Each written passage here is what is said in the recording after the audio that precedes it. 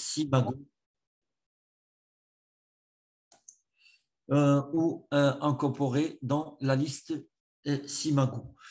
Le Source Normalized Impact per Paper, c'est-à-dire, voilà, il est par papier, ce qui veut dire que c'est un indice qui mesure l'impact du papier et les caractéristiques de cet indice-là, ils sont variés.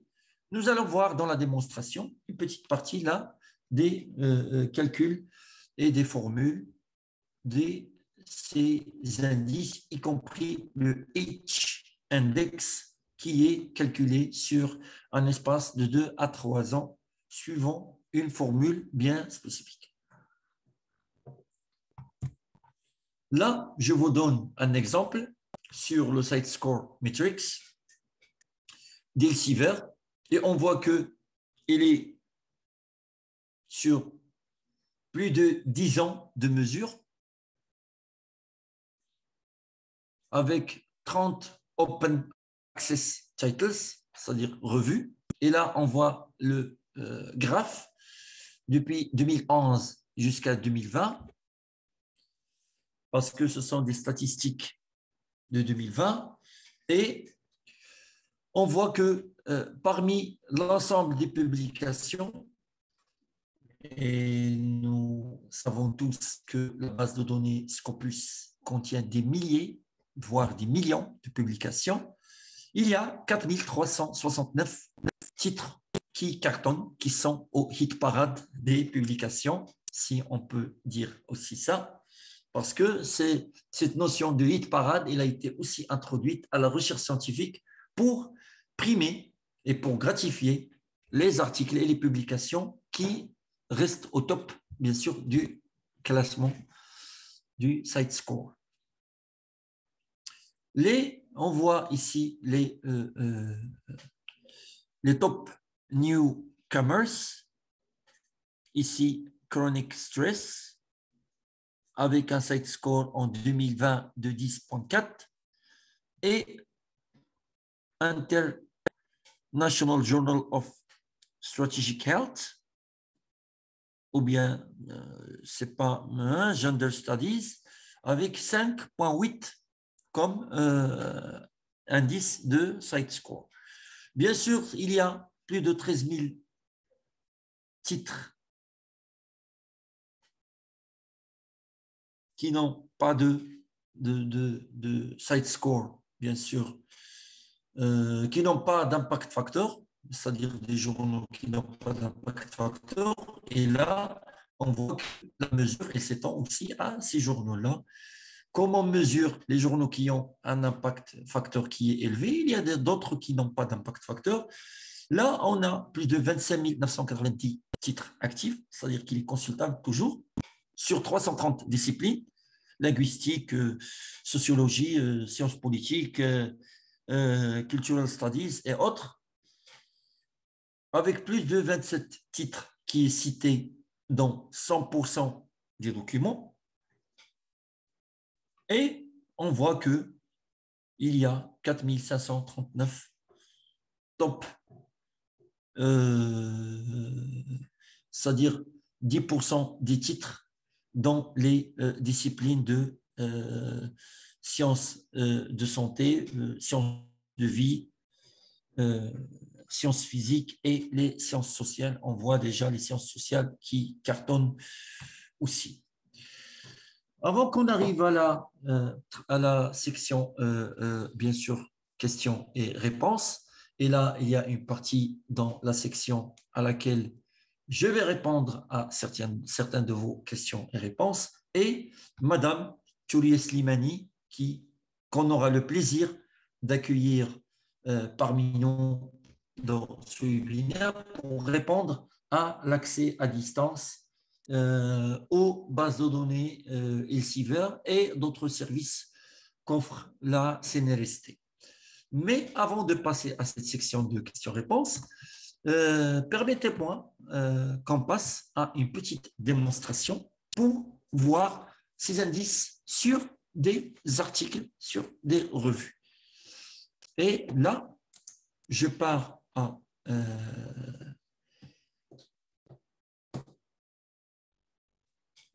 je pars c'est-à-dire à ma connexion web.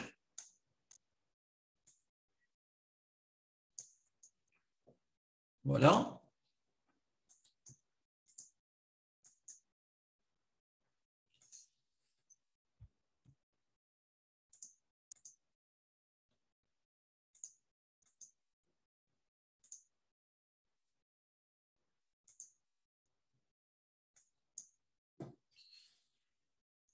Je pense que vous voyez maintenant la page Scopus.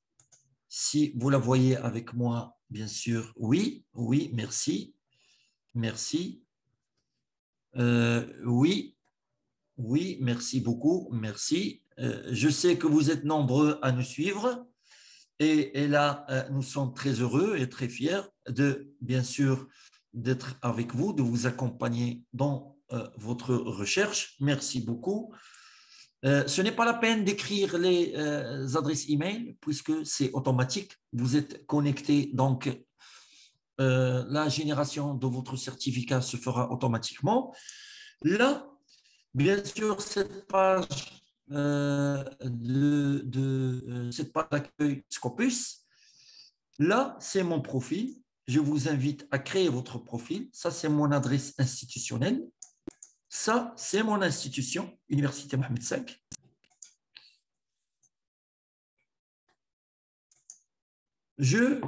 J'entre un mot-clé, par exemple, euh, je dirais cardiologie. Euh, Ça, c'est subject error. Excusez-moi. Je reviens à la recherche. Et voilà.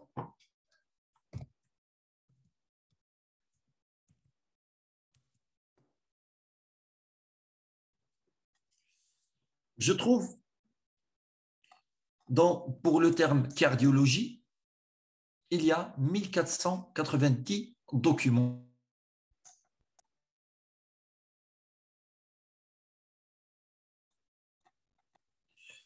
Ça, c'est le titre du document, l'auteur, l'année de publication, la source et la citation. Je peux classer ici par ordre de citation. Voilà.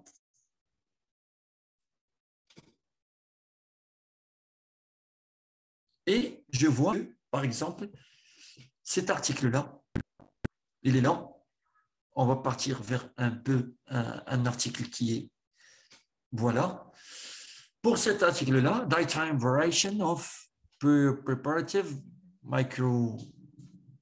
Myocardial Injury, il a un site score de 145, publié dans la revue Lancet en 2018 par Montaigne et Marshall. Je pars au site score 145.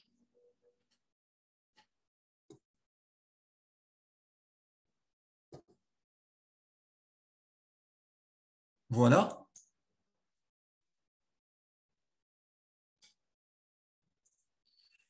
Je vois déjà que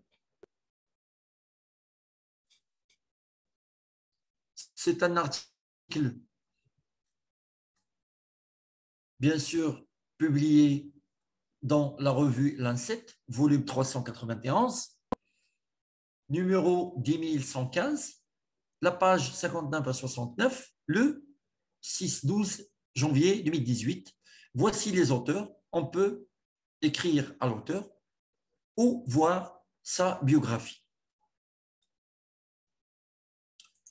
Là, on voit ici les métriques par rapport à cet article-là pour apprécier,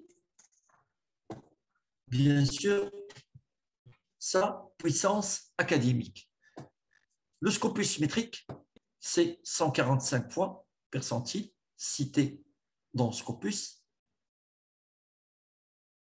Ici, c'est la mesure de l'impact des citations. Qu'est-ce que c'est ce field weighted citation impact? Voilà la définition du métrique. c'est l'année de publication, le type de document et la discipline associée. C'est un ratio de citation par rapport à des documents similaires sur une fenêtre de 3 ans pour toute discipline.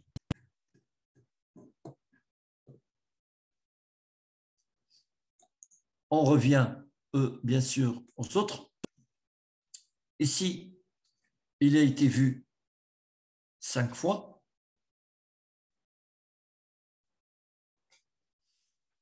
More metrics. Voici, il a été cité 145 fois. Et là, en 2018, 32, 25, 2020, 24, 51. Et là, en 2022, c'est 13 fois.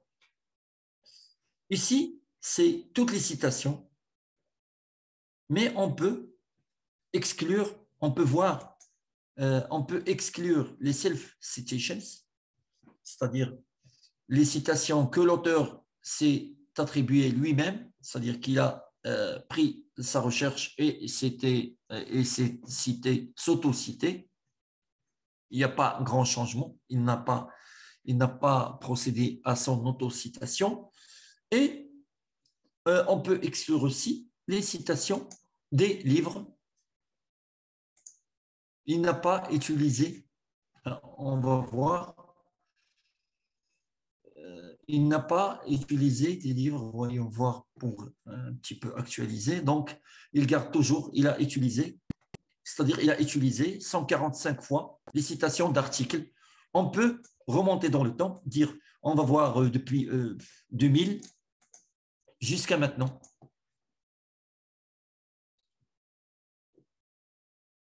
Il nous demande d'avoir une période très courte, c'est la période sur 6 ans par exemple, 16 ans, et l'excès des 15 ans, on va voir jusqu'à 2010. Voilà, sur 2010, depuis 2000 jusqu'à 2010, il n'y a pas de citation parce que tout simplement, l'article a été créé en 2018. On revient à d'autres métriques.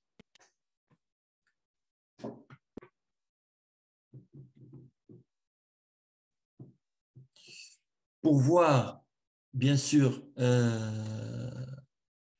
pour voir les autres métriques aussi, more metrics, les plus mix métriques, et là, on va voir, j'aimerais vous présenter, c'est-à-dire l'équation de calcul de certaines métriques. Voilà, pour comprendre un peu l'usage des métriques en Scopus. C'est entre print, l'usage, les captures, c'est-à-dire les codes, les favoris, les readers, les mentions, social media, c'est-à-dire le partage de ces articles-là à travers les médias, les réseaux sociaux et les citations pour composer un peu ces métriques Plumex, comme nous avons expliqué tout à l'heure, d'élargir le champ de citation et le champ de, bien sûr, de mesure.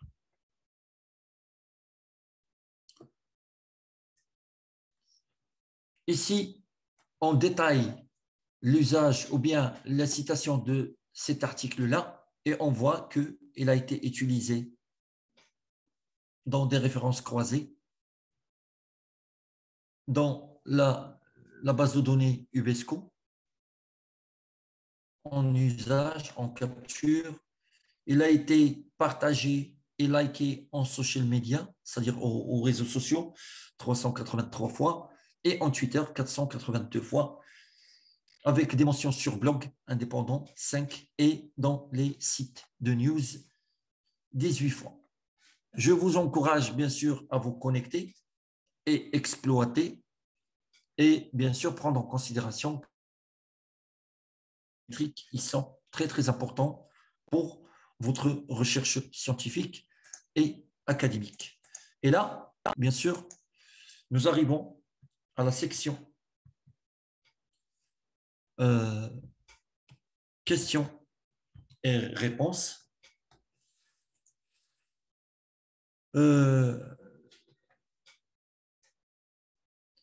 Pour dire que valeur ajoutée à votre recherche, je suis d'accord, mais lorsque vous êtes, vous commencez à découvrir votre sujet, l'apport du professeur encadrant est primordial, effectivement, mais avant que ce soit un apport primordial de l'encadrant, il faut toujours se demander pourquoi je prends tel ou tel sujet pour qu'il soit le sujet de ma thèse, qu'est-ce que je vais apporter, c'est-à-dire une conception initiale de votre projet. C'est bien sûr comme tout autre projet dans la vie, on se demande pourquoi on va faire, pourquoi on va prendre ces décisions et où nous voulons arriver. Et là, c'est grâce, bien sûr, à la découverte du milieu, de l'environnement, des connaissances, la courbe d'expérience et tout, qu'on arrive à affiner et à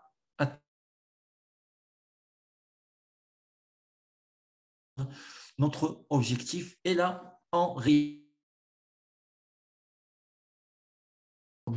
il suffit de se connecter à Sciences Directes, à Scopus, et bien sûr apprécier parce qu'on ne va pas réinventer les métriques, la scientométrie.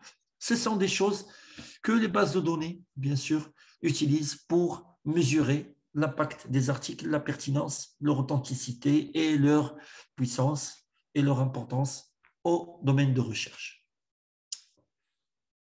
Les méthodes de scientométrie dépendent du domaine étudié ou bien ses standards.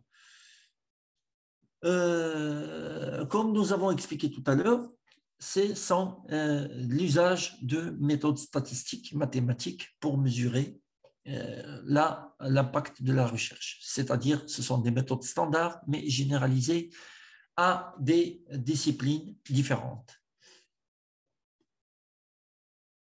Publié dans des journaux qui figurent dans Simago. Merci pour l'information. Oui, bien sûr, vous pouvez toujours visiter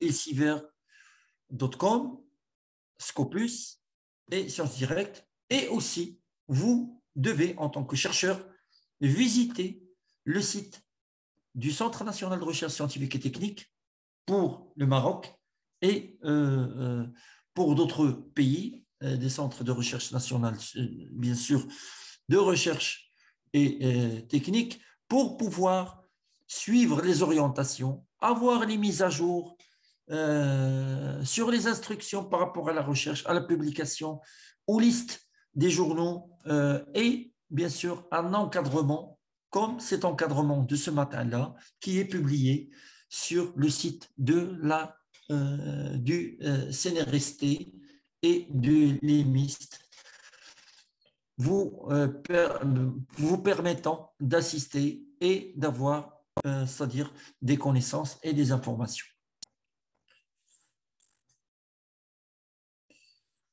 Pour, bien sûr, je peux savoir le nombre d'articles qui ont parlé du Covid.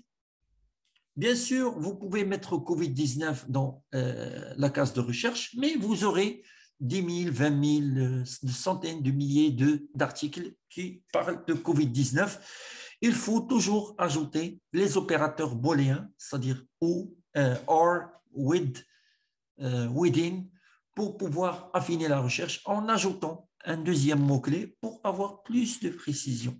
Parce que Covid, vous pouvez trouver, pour les spécialistes de médecine, vous pouvez trouver même des articles en sciences économiques qui parlent de Covid. Et là, vous allez vous retrouver avec un océan, comme j'avais évoqué tout à l'heure, d'articles dans lequel vous allez vous noyer et vous ne trouverez pas de l'information pertinente. Il faut affiner avec d'autres mots-clés que vous ajoutez à travers des opérateurs. Je n'arrive pas à télécharger des articles à partir d'Elsevier. Les articles sont disponibles sous format PDF, comme pour lecture. Il suffit de cliquer à droite vous allez trouver une icône téléchargement PDF et là, en cliquant, l'article tombera directement dans votre dossier téléchargement, download et vous l'exploitez avec plaisir.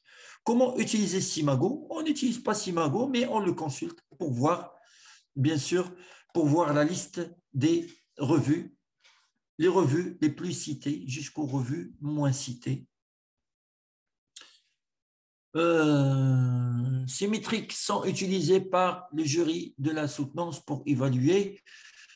Pour certains, ils les utilisent, pour d'autres pas. Ça dépend selon l'encadrant. C'est l'encadrant qui évalue et c'est la commission de lecture aussi qui évalue. Mais il faut toujours mettre en tête que à côté de ce souci de la lecture du jury, se mettre dans la tête qu'il faut éviter le plagiat, qui est un autre sujet qu'on discutera après dans une autre formation. À partir de quel score on pourra juger l'article comme une référence?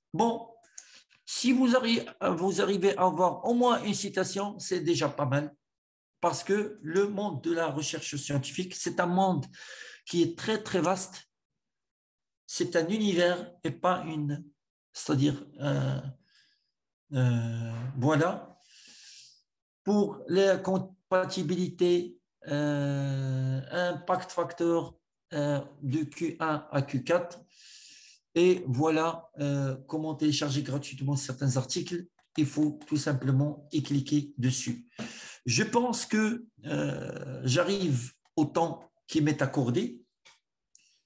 Je serais heureux d'accueillir Madame Slimani Touria du Centre national de recherche scientifique et technique pour pouvoir ajouter des éclaircissements qu'elles voient nécessaires, bien sûr, à nos chers chercheurs connectés dans cette formation. Madame Touria Slimani, bonjour. Bonjour, c'est Aïcha. Bonjour, c'est Karim. Merci Bonjour tout le beaucoup monde. pour votre accueil et pour la collaboration. Et je vous cède la parole, madame, pour répondre aux questions. Merci à vous, merci pour votre présentation, merci à nos participants. Donc, j'ai vu une question ici qui parle de l'accès aux articles. Je voudrais juste préciser que sur la base de données Sciences Directes, nous avons l'accès à toute la Freedom Collection. C'est une collection qui est constituée de plus de 2300 revues approximativement, dont plus de 1800 sont toujours actives. Si vous n'avez pas accès à quelques articles, donc en vérifiant que vous avez déjà accès, vous accédez à partir de l'université ou là, à partir de l'accès à distance, vous êtes un utilisateur authentifié, vous avez la connexion, donc il reste la probabilité que l'article que vous voulez télécharger ne fait pas partie de la collection ou là du bouquet acquis. C'est la seule explication pour ne pas pouvoir télécharger des articles. Nous avons quelques collections, telles que Cell Press, ou la des collections comme ça, des revues auxquelles nous n'avons pas accès. Donc, vérifiez si vous avez déjà l'accès à partir soit de votre campus universitaire, soit à distance, l'accès à distance via Eurosource.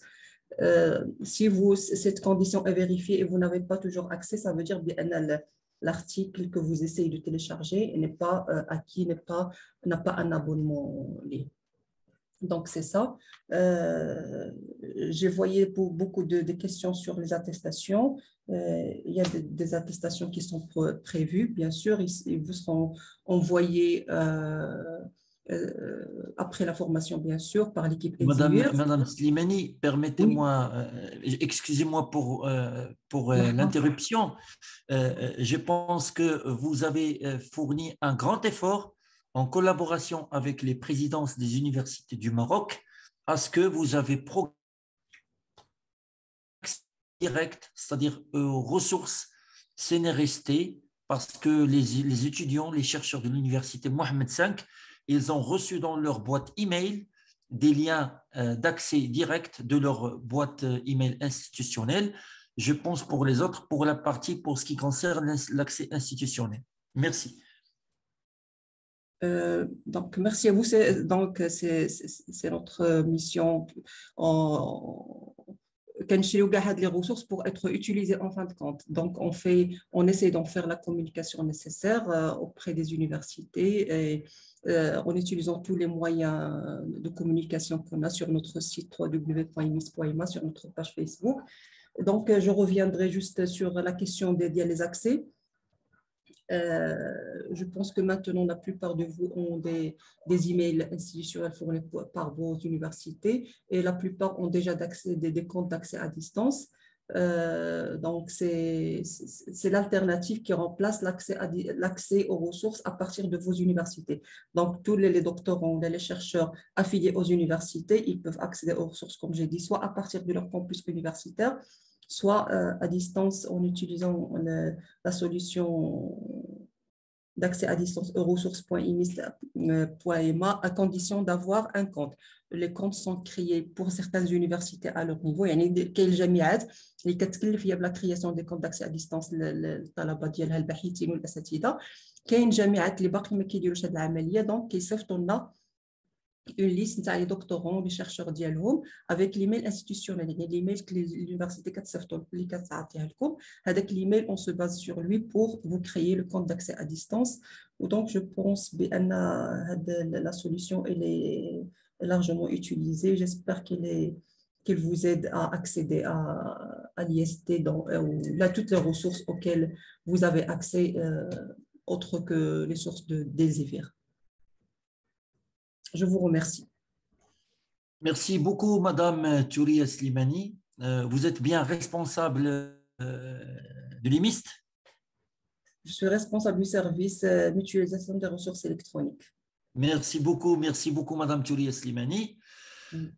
Et là, bien sûr, je vous invite encore une autre fois à consulter le site cnrst.ma, imist.ma pour de futures informations, surtout pour le programme de formation Elsevier, les webinaires, c'est-à-dire un programme qui a été publié. Je vous invite aussi à visiter le site web elsevier.com et plus particulièrement scopus.com et Sciences Directes, c'est-à-dire sciencesdirectattachées.com pour plus d'informations et pour plus de consultations, de téléchargements et de lecture. Je n'oublie pas de remercier Mariam Bardadi, Madame Touria Slimani et l'équipe EMIST, équipe CNRST, et toujours à une meilleure collaboration, à vous présenter toujours des webinaires très riches et très pertinents pour la recherche scientifique au Maroc. Et parfois, on trouve même des chercheurs et des étudiants d'autres pays, que ce soit de l'Afrique du Nord ou d'Europe et de l'Afrique subsaharienne, auxquels je passe un salut. Et je les invite aussi à suivre nos prochains webinaires. Nous arrivons à la fin de ce webinaire, bien sûr, comme on dit, Masrina Shbikoum, et nous frappons en rendez-vous, bien sûr, avec les autres formations que nous allons programmer incessamment. Visitez les pages CNRST et MIST, Scopus et Sciences Directes, et à la prochaine fois, Inch'Allah. Passez une bonne journée et merci pour votre patience et votre intérêt.